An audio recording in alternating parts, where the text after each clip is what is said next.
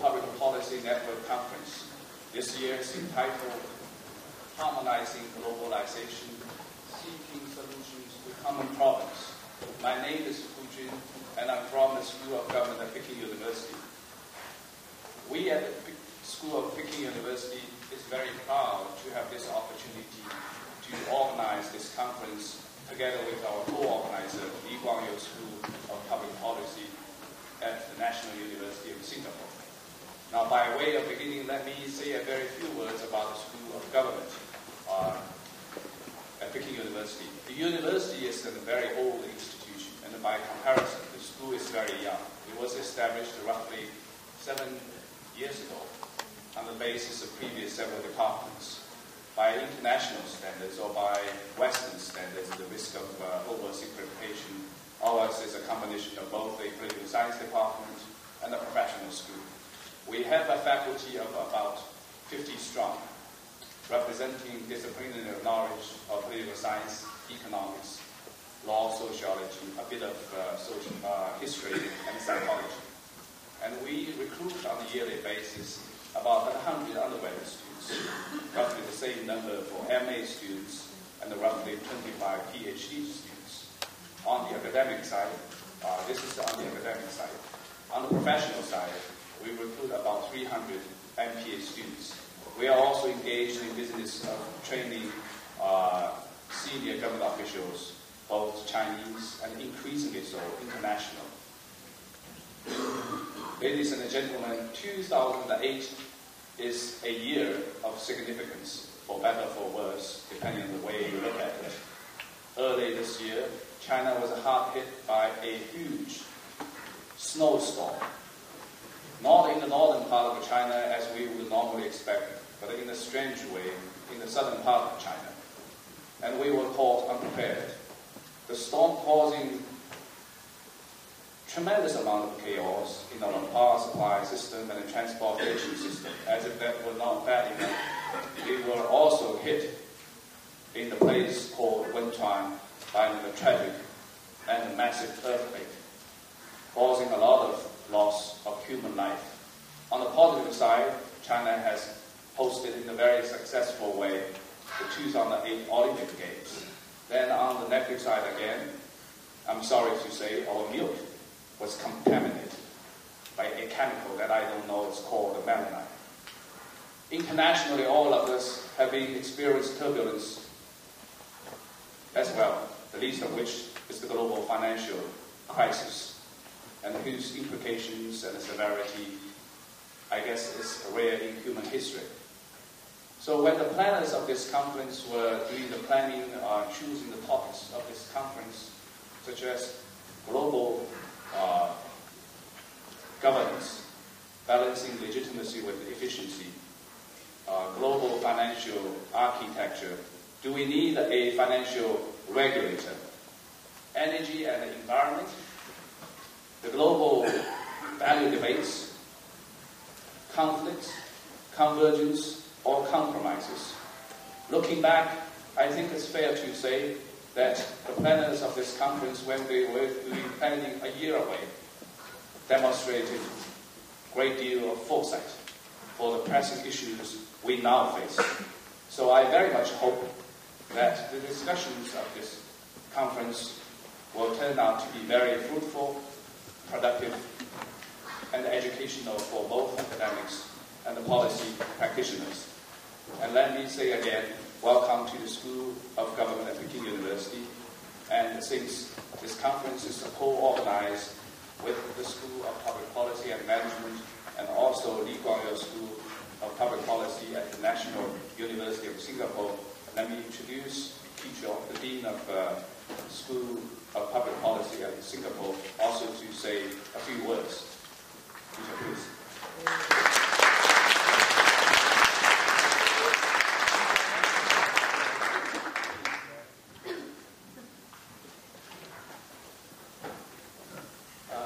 Thank you very much, Hu. Good morning, everybody. It gives me great pleasure to join Hu in welcoming you to the third Global Public Policy Network conference. The first one was held in Paris in 2006, the second one in Singapore in 2007.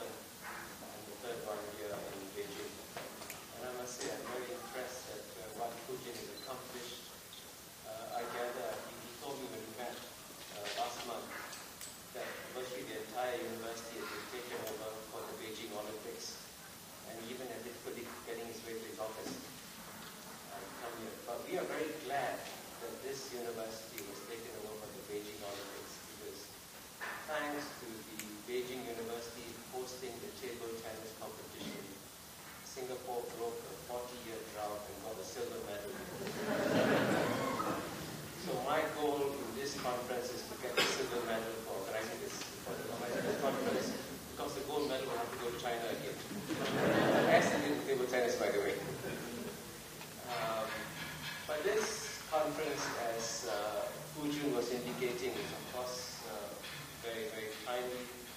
I agree with him that it was rather prescient to choose the topic harmonizing globalization, because if you did a global survey today of people's attitudes towards globalization, I think there's a lot of nervousness for what exactly globalization has done to people around the world, especially at this moment. So I commend Beijing University School of Government for doing this theme for this conference.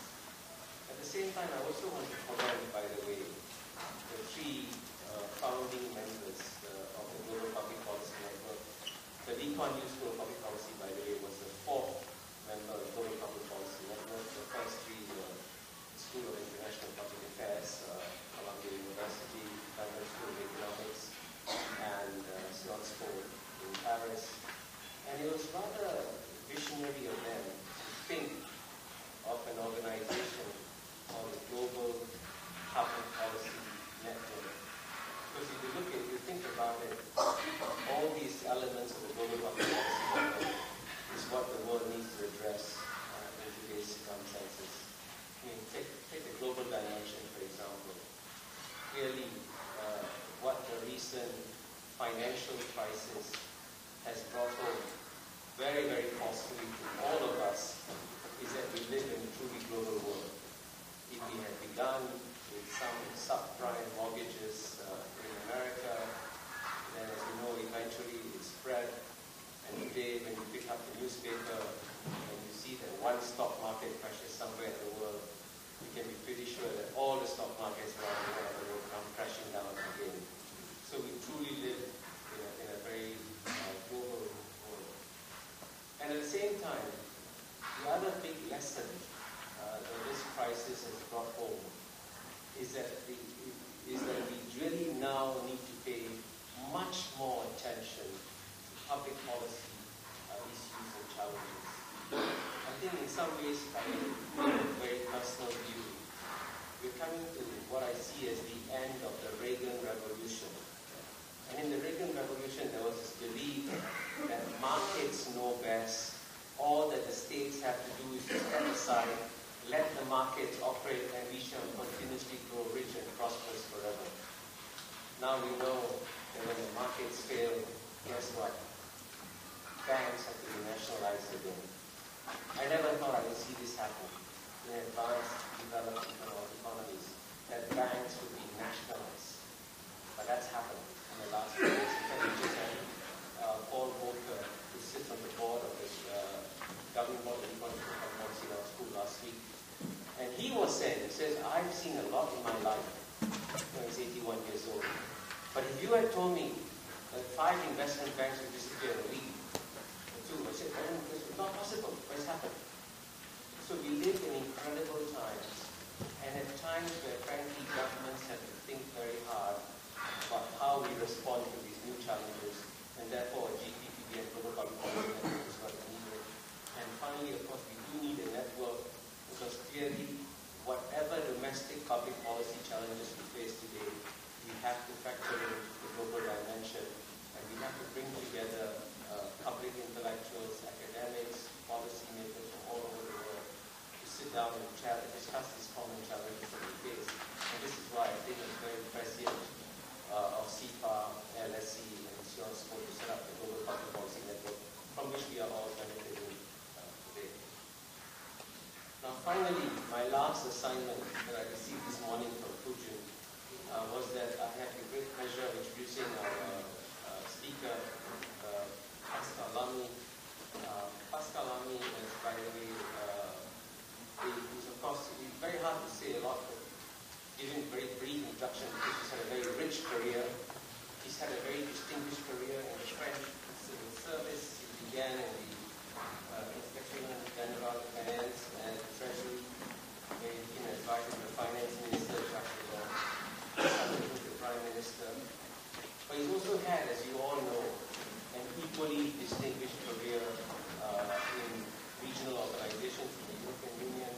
From 1985 to 1994, he was Chief of Staff to the President of the Commission, Jacques Delors, and he's represented as Chairman of the G7. But as you all know, he then went on to become the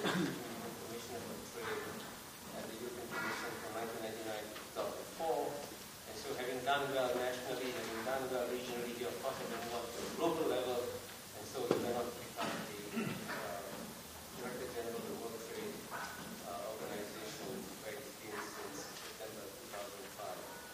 But in many ways, he's an ideal person to address us and to begin this conference, because he's also been, in many ways, has one foot in the academic world as a public intellectual. He's published several books, but probably the most important qualification he has for speaking to us today is that he's also served on the faculty of SCIOSPO, which is also one of the founding members of the GCP. And so with that brief introduction, Pascal, I'm going to turn the floor over to him. He says he'll speak for 15 to 20 minutes. He has to leave around 9:45 or so to go and do his day job in the Ministry of Commerce. But if there's time, Pascal, I hope you'll allow us to pose a few questions to you too. So over to you, Pascal.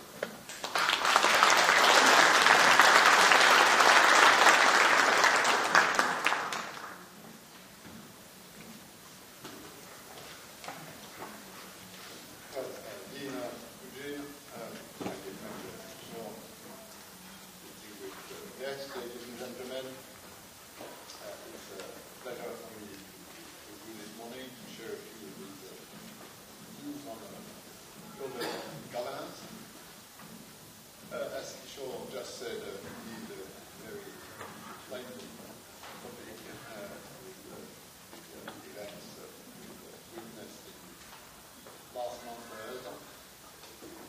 which, if anything, should reinforce the importance of better understanding the many interconnections in today's world. Find common solutions to address the problems which some of these interconnections create. The global public policy network, which is an example, is global on the spread of its members in both developed and developing countries, and on the topics also has global dimension. Just have a look at the seating agenda covering areas like finance, energy, or demand. My own sense, for what it's worth, is that governance today is and is likely to remain mostly local within the nation states, even legitimacy consideration, which indeed act as a barrier to more global governance. However, global issues stemming from our increasing independence obviously need to be tackled efficiently if we want to ensure a bit of peace and stability on this planet. As we've seen again recently with the financial crisis, purely national solutions are not enough. Global governance in today's key economic areas, trade, finance, environment, is mostly about global regulations. Building such global rules requires four elements. Number one, a collective political will to go global. Number two, a consensus on concept, agenda of how to regulate globally. Number three, a place to negotiate binding commitments, administer them, enforce them. And number four, finally, a capacity to compromise, which, of course, means bringing on board domestic exigencies, which is why there is a continuum between international government and domestic government. Now, if we take the area of finance, the problem starts with the absence of element number one.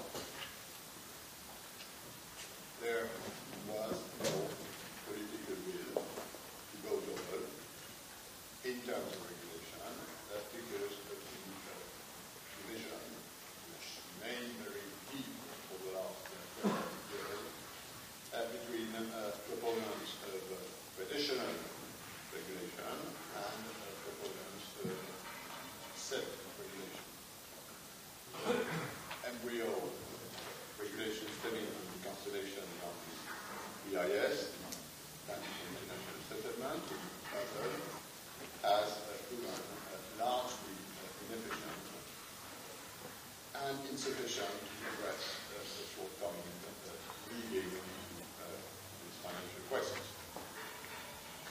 However, as we know, the severe effect of this crisis, which is spreading like a Lyme disease through the entire world financial system, has raised again the question of whether or not we need a global system of financial rules. And my sense is that nations are starting to converge towards this idea of a greater effort to regulate globally and are starting to think about what could be the agenda of such a negotiation. This will not be done overnight. We will need to discuss the agenda, discuss the framework in which such rules will be negotiated, and then the discussion will have to include a possible solution. But I believe the political energy for greater global financial situation, at all sort of new Bretton Woods, may already be there, and in my view, this is very relevant. Four main elements, in my view, would need to be taken into consideration to move this forward. First, no global consensus can be built today without the participation of developing countries. The group of 7 or 8 industrial countries cannot do it alone. It is as much a legitimacy as an efficiency issue, given the world growth engines which are now played by emerging economies.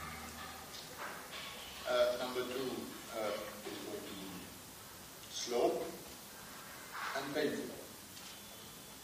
Global regulation will not be built in one day. The most urgent element is to restore confidence in the financial system, and a part of the confidence deficit stems from the fact that there were no globally accepted rules.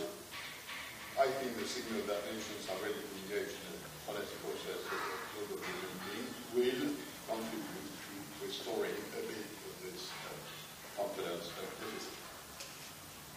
Number 3, the definition of global rules will require a dialogue with a complex set up of stakeholders, financial operators, central banks, other supervisory authorities. And number 4, finally, regulation should not be about corseting the financial activity, but rather about ensuring that it takes place in a safer environment where the risks are kept under control. It's like designing the security features of a high-speed train. Engineers must be able to design faster, lighter, smarter trains, but they also need to make sure they respect safety standards to ensure they do not crash with hundreds of passengers on board. And I think what we need is a set of safety rules against world financial pressure. So there may be now some urgency to start defining a new financial regulatory agenda, and it's clear that this will need a lot of cooperation between nation states to get there. Let's look half a minute at environment as compared to this financial area I just mentioned. If you take the 4 elements I outlined at the beginning, with the concept of what place where to do it, capacity to compromise. On climate change, the three first elements are there: contrary finance, and what's still missing is the compromising capacity. We have the political will to go there. We have the concept of what to do, limiting CO2 emission. We have the place where to do it, UN or PCC. What's still missing is the capacity to compromise between countries who emit 20 tons of CO2 per head and per year and countries who emit 1 ton of CO2 per head and per year. And by the way, while the current financial crisis is throwing a serious spanner into the middle of this compromise, the deterioration of the environment is coming. Let's now look rapidly at trade, which in contrast, I think provides a good example of a long-standing system of multilateral trade routes. The disastrous domino effect of protectionist actions in the 1930s did provide for the collective will to go global on trade, and that's how we got then were born. Since then, all WTO members share a sort of broad consensus that regular and negotiated trade opening is a win-win game, and that in order to do this, you need a system of multilateral group. Trade can replace, negotiate, monitor, enforce is good, including a fairly sophisticated dispute settlement mechanism. And 60 years of multilateral trade now, encompassing more and more aspects of international trade, and now binding together more than 150 members, which is 7 times the size of the original club, 20 members, 30 new members waiting in the line for accession, I think is the evidence of the capacity to compromise during all this time. And it was this dense system of enforceable rules which played a major role in Peking WTO, maintain open markets during the Asian financial crisis at the end of the 90s. At the time, this system of rules was being shot at the border, which prevented the crisis from spilling over trade, thus confining an already serious situation. Hence, strengthening WTO rules and disciplines for fairer, more open trade is today an insurance policy against the contagion of the financial crisis. Stronger trade rules make protectionism more difficult in periods where markets need to remain open, offer a chance to crisis-stricken economies to turn around payments. WTO can offer conditions for predictable and stable trade expansion, while being a sort of stopping mechanism in case of a financial trouble. And as cross-border finance transactions are inherently more volatile than the cross-border movements of goods or services, there is a need to have a more efficient backstopping mechanism to limit the contagion of financial instabilities to the real economy. The WTO values the existence of an increasingly globalized financial system because the expansion of world trade needs an efficient allocation of capital. We are mindful that global financial flows should not become such a source of instability in the world right. So trade is not the cause of the financial turmoil, but good trade policies may be part of the solution.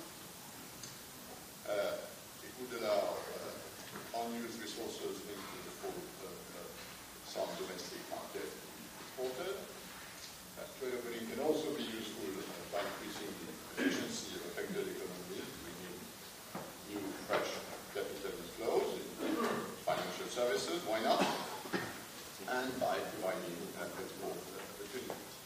The resort to protectionism is made much more difficult in countries that wish, in a sort of non-cooperative mode, to shield themselves from the exports of the crisis-stricken countries.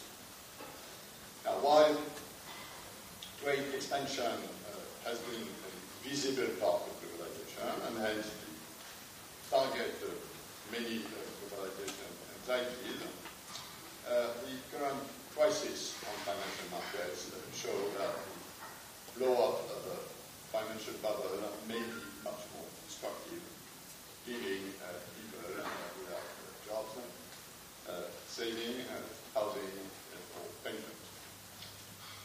And there, the WTO could play even a stronger role in bringing about more market access, greater predictability and security in economic transactions.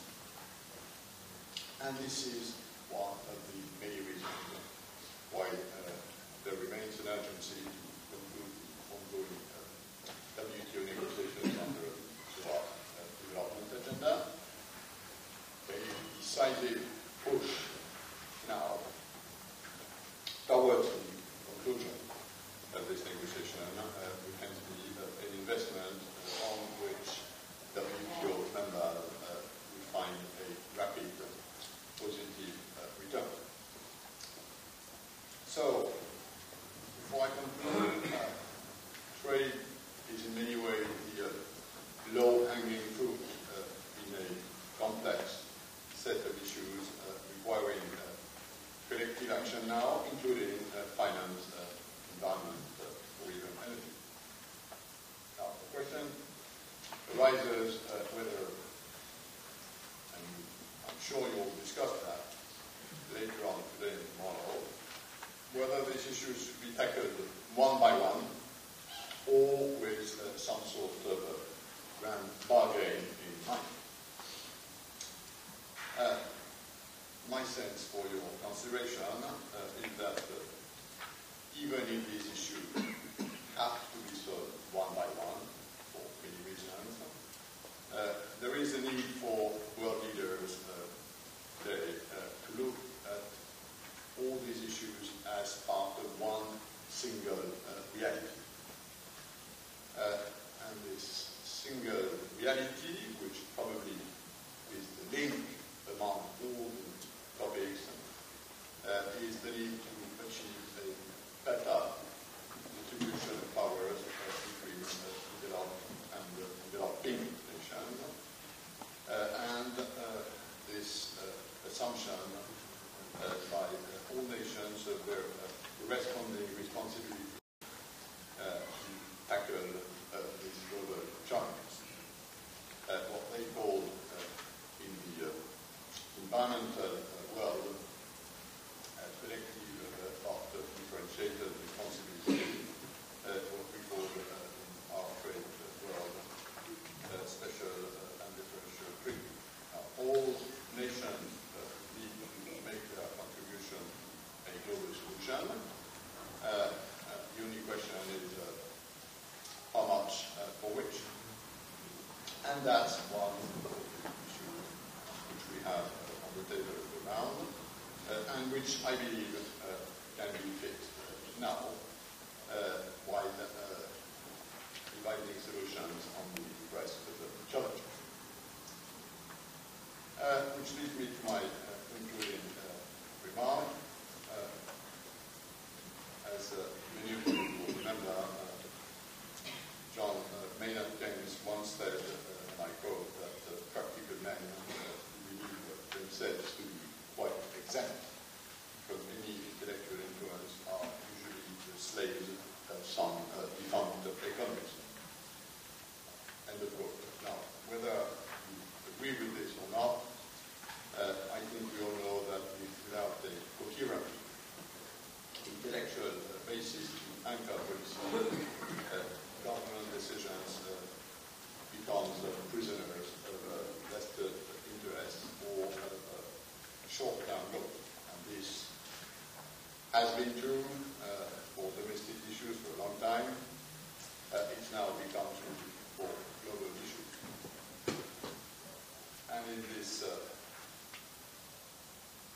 incredible times, as Kishore said it, I believe we need more intellectual grasp, we need more knowledge, we need more research, and in this field, the Global Policy, Public Policy Network can help us to provide a bit of that, and I would encourage you to continue helping us better understand the realities today so that they can be tackled, and we obviously are at a stage where they need to be tackled.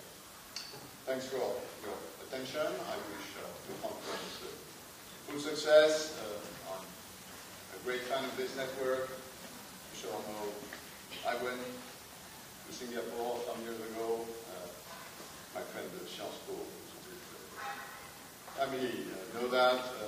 Colombia, I did also. You see good friends down there. Here now in Peking. So I feel part of your family, if I may, and I'm glad about that. Thanks for your attention.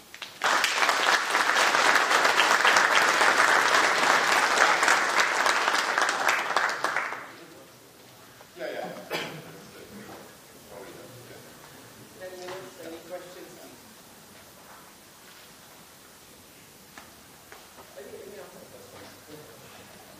You know, we've had so much attention being paid to the Doha round. And we know how much personal time Pascal has invested in making sure that the Doha round keeps moving forward. And things seem to be going okay, but then this financial crisis has come along. And what do you think will be the real impact of this financial crisis in terms of public attitudes towards trade liberalization? Positive or negative? Well, I mean, the honest answer is I don't know. The problem with the honest answer is that the price takes them. So as long as you don't have so there's some of you that it's either very good or very bad for the around the way you can pass the message. I mean, it can go both ways. Obviously, on the sort of minus side, people's attention is focused elsewhere. The sort of political system is directed towards finding sort of the right tool for the fight by day, and maybe starting a bit about architecture on the financial side. There's also a timing issue. We have elections coming in the US, we have elections coming in India, and both of these elements in the trading system have sort of specific problems to conclude around which other members may not have. So that's probably the minus. Now the plus is obviously that the value of an insurance policy is even bigger when the firefighter is in the staircase. And that's where we are. Experience shows that when the real economy is under strain, the sort of normal, traditional reflex of protectionism is there. We are publishing today in the video the latest numbers, which we do regularly as part of our administrative anti-dumping investigation during the first 6 months of this year. So, in the first 6 months of this year, the number of anti-dumping investigation has increased by 40% as compared to the first 6 months of the last year. Not all anti-dumping investigations lead to anti-dumping duties, but at a time where the world economy was not in this crisis, was just registering the first signals of the downturn, which was a more than significant one, we already can see that. So there is this protection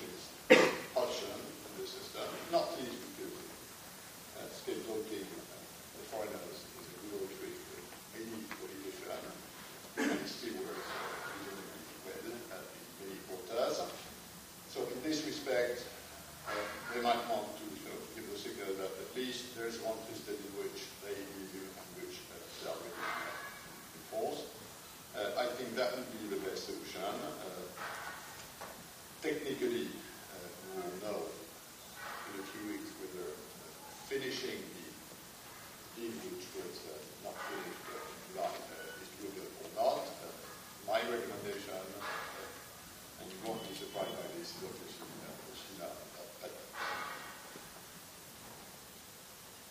Who would like to ask the next question? Please go ahead. I'm not sure if a mic. There's a mic coming.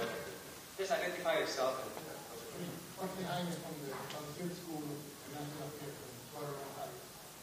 Mr. Lamy, it has been mentioned about changing times that we're living in and that the Reagan Revolution will be coming to an end. To the surprise of many, Europe is taking the lead in trying to come to terms with the present crisis.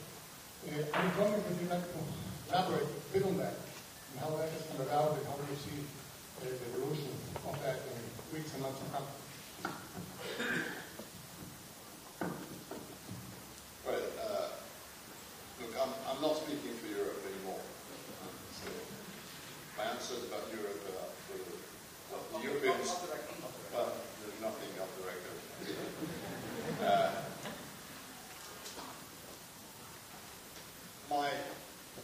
My frank answer to the question would be with a French contact from my native Normandy, which I will review in French. Quand je me regarde, je me désole. Quand je me compare, je me console. We basically means if I look at me not looking that great, if I start comparing with others, much better.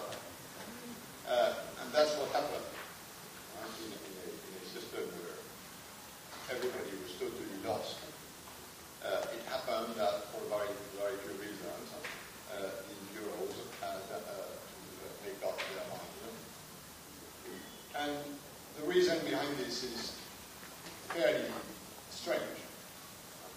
Technically, given the repartition of competences within the European Union, there was no need for a European solution.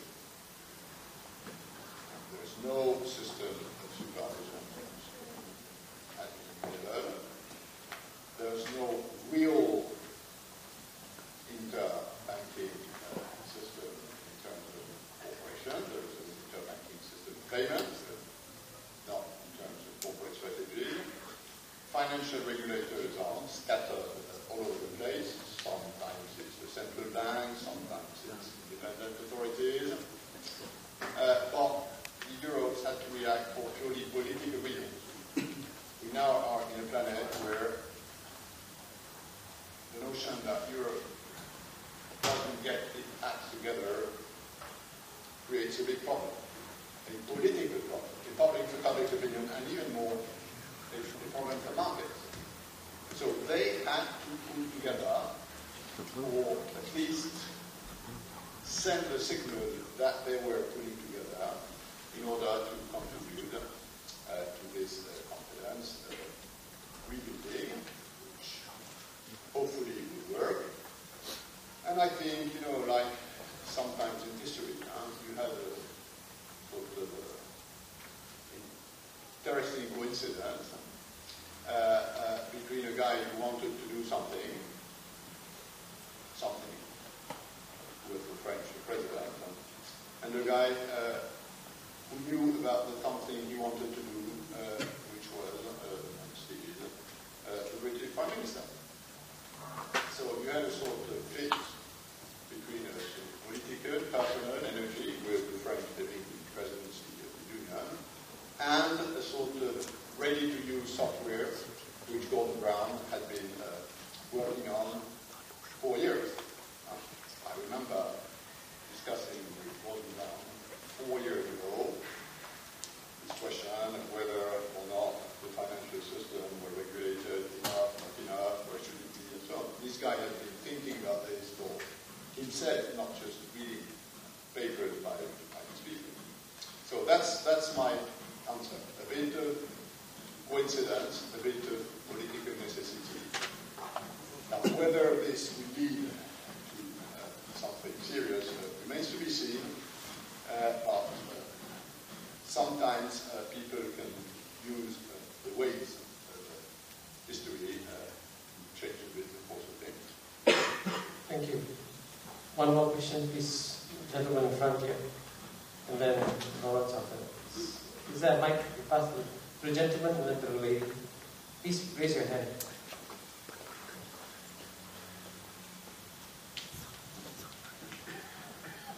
Ms. Mehara from Tokumashi University, Japan. I have a question about the relation between bilateral and regional free trade agreement and the WTO. It may be a naive question, but I don't quite understand.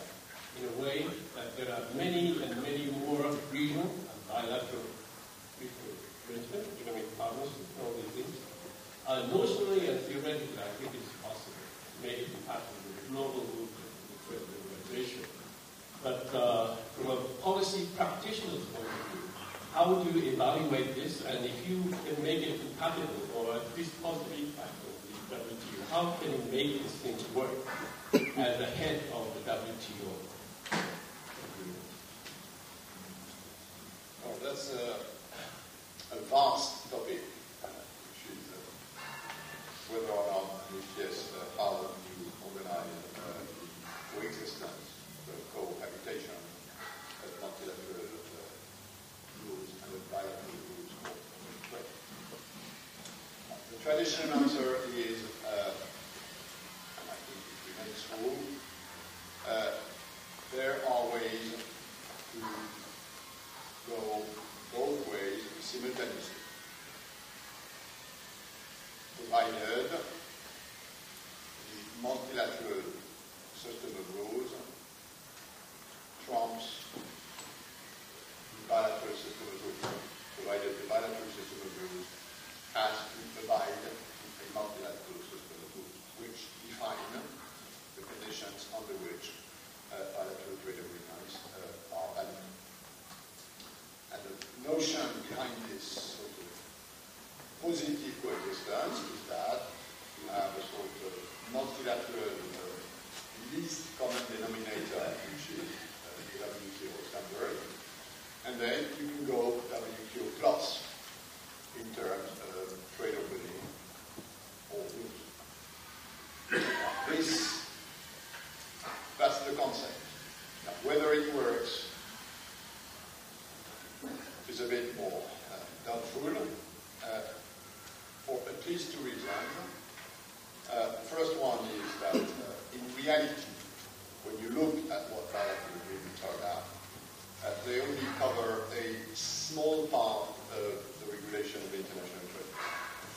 They usually cover the market access part, tariff part, and within the market access side, they usually cover industrial goods and services, leaving aside agriculture, which is too difficult for political reasons, which is left for WTO.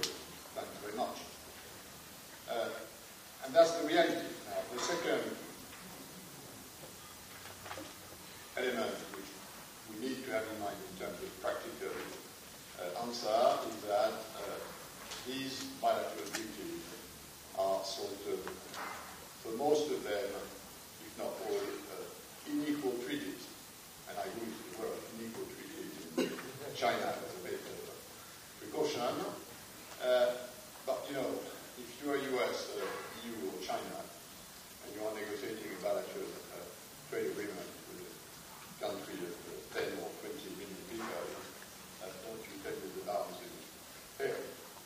Whereas around the table of WTO, the balance is fairer, not that a country of 20 million exactly the same way as a country of 1 billion, but at least you've got a group of countries of 20 million and you've got a group of countries of 200 million plus, which then creates a balance.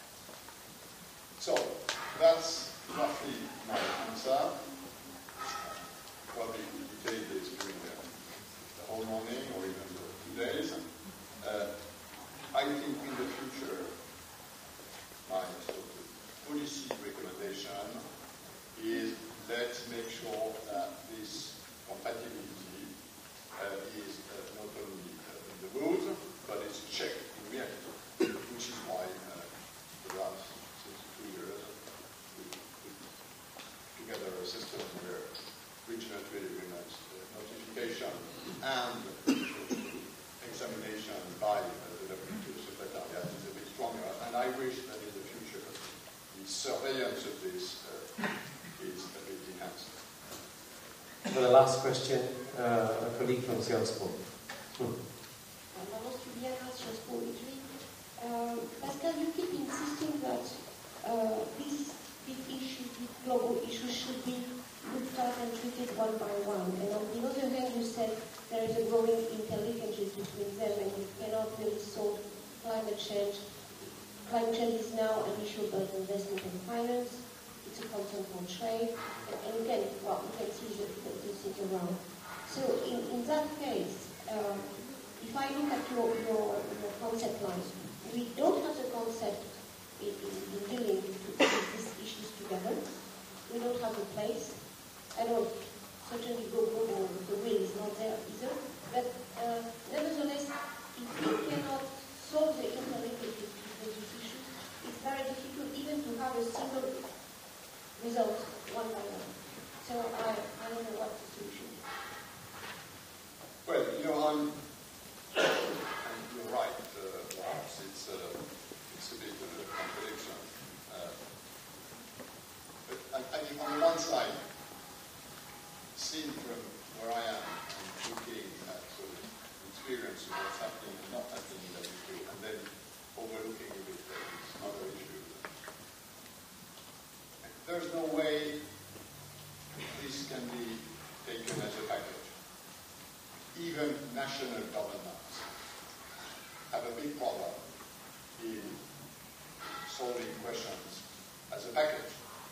For many, many reasons, different constituencies, different political cycles, different timing, administrative division. So, in the absence of a global government, and I think that's for some time, this notion that these issues can be negotiated as a sort of trade-off will not work. Now, this being said, and it might be even dangerous, to sort of entangle them into some sort of inextricable trade-off, which might lead to a deadlock, to non-solution. There are places, in most of the cases, where this has to be done in the international system. And the answer, the fundamental answer to this question is that you cannot present as a contradiction trade-offs which are done by within international organizations or things like the UNPCC and a sort of global trade-off, because the members of these organizations are the same.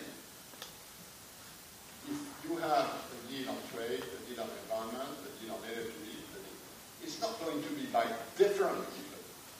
It's not going to be by different constituencies. By definition, the main constituency of international governance is a sovereign nation state. So if they can compromise on X and on Y, it's inevitably that they have decided on their own trade-off. Again, it's a different system from the national system. So my recommendation is take this into different areas. Trade has to be done first because it's maybe simpler for many reasons, although obviously not that easy. But remember what all these things have in common. They all have in common the fact that pre-existing rules are a legacy from a period where the balance of forces internationally was different, and this is presented by developing countries. And this has to change, and this will change. And if you enter into new areas of regulation, no way you can do that without them.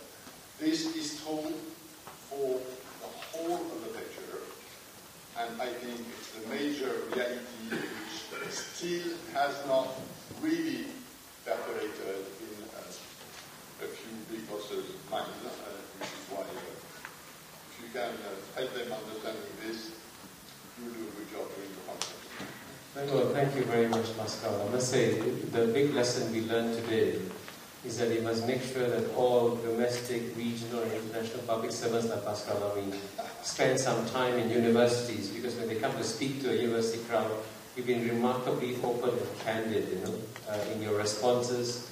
And I think clearly you have laid out many of the questions that we will have to address here over the next 2 days. And we'll be happy to mail you the answers when you get back to Geneva. So thank you very much again, Pascal.